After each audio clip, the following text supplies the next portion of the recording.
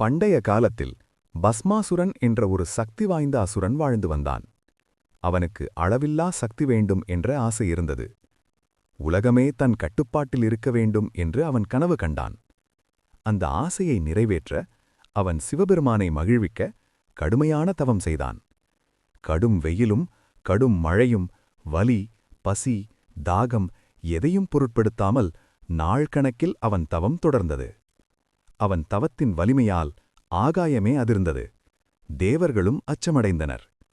இறுதியில் சிவபெருமான் அவன் முன் தோன்றினார். உனக்கு என்ன வரம் வேண்டும் என்று சிவன் அமைதியாக கேட்டார். ஆனால் பஸ்மாசுரனின் உள்ளத்தில் பக்தி இல்லை, அகந்தை மட்டுமே இருந்தது. நான் யாரின் தலையை தொடினாலும் அவன் உடனே சாம்பலாக வேண்டும் என்று பஸ்மாசுரன் வரம் கேட்டான். அவன் அகந்தையை உணர்ந்த சிவபெருமான் தவம் நிறுத்தப்பட வேண்டும் என்பதற்காக ஒரு வரமளித்தார். நீ யாரின் தலையை தொடினாலும் அவன் உடனே சாம்பலாகி விடுவான். வரம் பெற்றதும் பஸ்மாசுரன் மகிழ்ச்சியில் மிரந்தான். அகந்தை தன்னை தானே அழித்துக் கொண்டது. அந்த சக்தியை சிவபெருமானின் மீதே பயன்படுத்த அவன் முயன்றான். ஆபத்தை உணர்ந்த சிவபெருமான் அவனிடமிருந்து விலகிச் சென்றார். உலகம் முழுவதும் ஒரு பதற்றம் பரவியது.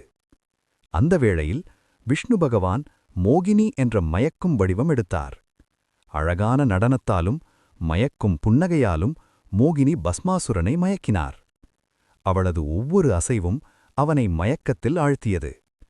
அவளைப் போலவே நடனம் செய்ய முயன்ற பஸ்மாசுரன் அறியாமலே தன் கையை தன் தலையில் வைத்தான். அந்த நொடியிலேயே பஸ்மாசுரன் சாம்பலாகி மறைந்தான். அகந்தை தன்னை தானே அழித்துக் கொண்டது. இதுதான் பஸ்மாசுரனின் கதை. சக்தி கிடைத்தால் போதாது, அகந்தை இல்லாமல் இருக்க வேண்டும்.